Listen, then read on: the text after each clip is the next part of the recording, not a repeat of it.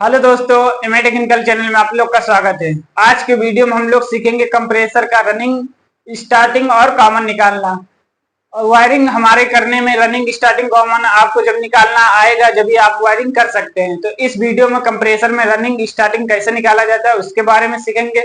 यहाँ पे आपको दिख रहे होंगे दो कंप्रेसर लिए हुए हैं, एक इन्वर्टर कंप्रेसर है, एक नॉन इन्वर्टर कंप्रेसर है।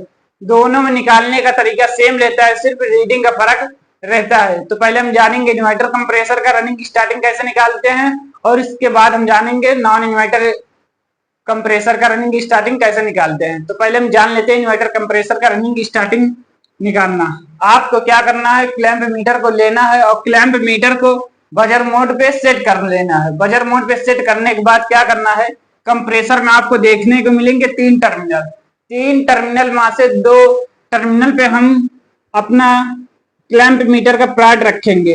अगर इन दोनों पॉइंट पे रखने के बाद यहाँ पे हमारा 66 रीडिंग आ रहा है, और उसके बाद एक टर्मिनल को छोड़ के इन दोनों टर्मिनल पर जब हम रखेंगे 67 आ रहा है, और इसके बाद हमारा एक ये बचा है। इन दोनों पर रखने के बाद फिर 66 आ रहा है। तो इसमें आपको एक चीज कॉमन देखने को मिल रही है कि हमारा जो रीडिंग आ रहा है सब पे रखने पर सेम आ रहा, मतलब तीनों टर्मिनल पे रखने पर सेम आ रहा।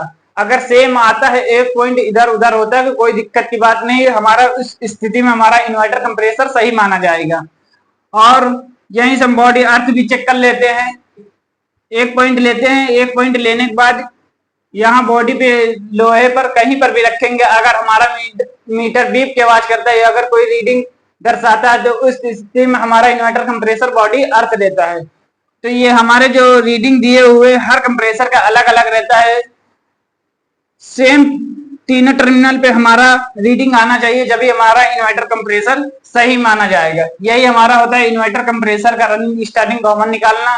और आपको क्या करना है, ये निकालने के बाद जो तार जहां पर लगा रहता है इसका आप खास ध्यान रखेंगे। अगर इधर उधर तार हो जाएगा तो हमारा कंप्रेसर नहीं चलेगा। अब हम जान लेते हैं नॉन इन्वर्टर कंप्रेसर का रनिंग स्टार्टिंग कैसे निकालते हैं। प्रेशर का रनिंग स्टार्टिंग निकालना, तो यहाँ पर भी वही प्रक्रिया हम करेंगे। क्लैंप मीटर को लेना है आपको, क्लैंप मीटर को आपको बजर मोड में सेट कर लेना है। इसके बाद इसमें भी आपको 3 पॉइंट देखने को मिलेंगे। इन तीनों पॉइंट में हम 2 पॉइंट उठाएंगे किसी पर।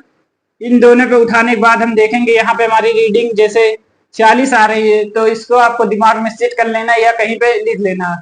उसके बाद यहाँ से इन दोनों पॉइंट पे हम उठाएंगे, आपको यहाँ पे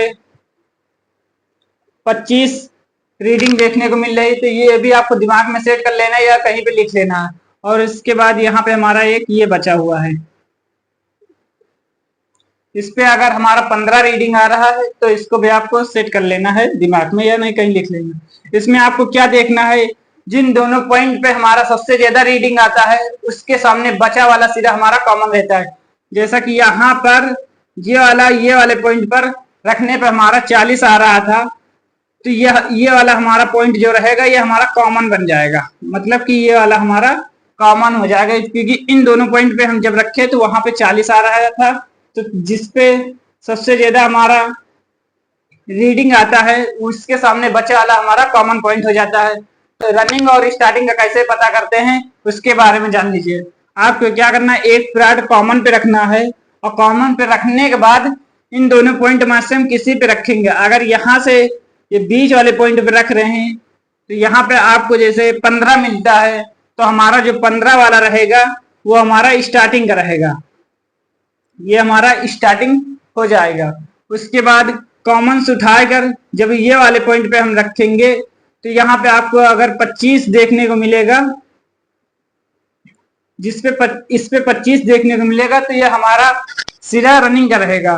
तो मतलब कि कॉमन से जिस पे सबसे ज्यादा रीडिंग आएगा वो हमारा रनिंग का रहेगा, और जिससे सबसे कम आएगा वो हमारा स्टार्टिंग का रहेगा। ये हमारा होता है कंप्रेसर में रनिंग और स्टार्टिंग निकालने का तरीका।